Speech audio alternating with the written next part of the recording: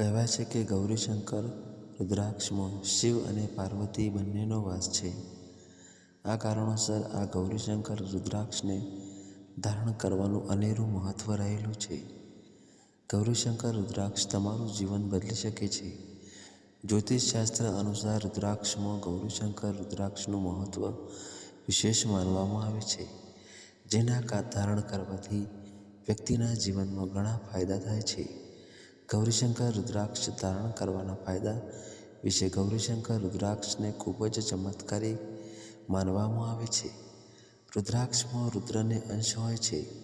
ગૌરીશંકર રુદ્રાક્ષમાં ભગવાન શિવ અને માતા પાર્વતી બંનેનો વાસ માનવાનું આવે. ગૌરીશંકર રુદ્રાક્ષ નામ માતા ગૌરી અને ભગવાન શંકરના નામથી ઉદ્ભવ્યું છે.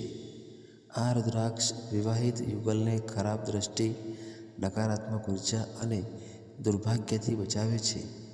જો પતિ પત્ની વચ્ચે વિખવાદની સ્થિતિ સર્જાય છે અને તેઓ આ રુદ્રાક્ષ ધારણ કરે તો પતિ પત્ની વચ્ચેના પરસ્પર સંબંધ મધુર બને છે અને પતિ પત્ની વચ્ચે પરસ્પર પ્રેમ અને સમજ વધે છે. કોઈ પણ યુવાન જે લગ્નની ઈચ્છા રાખે છે તે યુવાનોએ આ રુદ્રાક્ષ અવશ્ય ધારણ કરવો જોઈએ. આ રુદ્રાક્ષને ધારણ કરવાથી લગ્ન સરળતાથી થાય છે. આ રુદ્રાક્ષ ધારણ કરવાથી યુવતીઓને યોગ્ય વર અને યુવાનોને યોગ્ય પત્નીની પ્રાપ્તિ થાય છે. જે લોકો આર્થિક તંગીની સામે ઝઝૂમી રહ્યા છે અને જેમને પૈસાની સમસ્યા રહે છે તે યુવાન યુવતીઓએ ગૌરીશંકર રુદ્રાક્ષ ધારણ કરવો જોઈએ. આ ઉપરાંત જે લોકો જ્ઞાન મેળવવા માગે છે તે યુવાન યુવતીઓ માટે પણ ગૌરીશંકર રુદ્રાક્ષ ખૂબ જ અસરકારક બને છે. આ રુદ્રાક્ષને ધારણ કરવા માટે એકદમ સરળ મંત્ર છે, ઓમ ગૌરીશંકરાય નમઃ.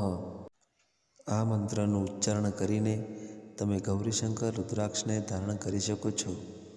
પવિત્ર અવસ્થામાં અને આ મંત્રનો પાઠ કરીને ગૌરીશંકર રુદ્રાક્ષને ધારણ કરવામાં આવે તો અટકેલા તમામ કાર્યો આપોઆપ થવા માંડે છે અને ગૌરીશંકર મહારાજની કૃપા પણ જીવનમાં પ્રાપ્ત થશે.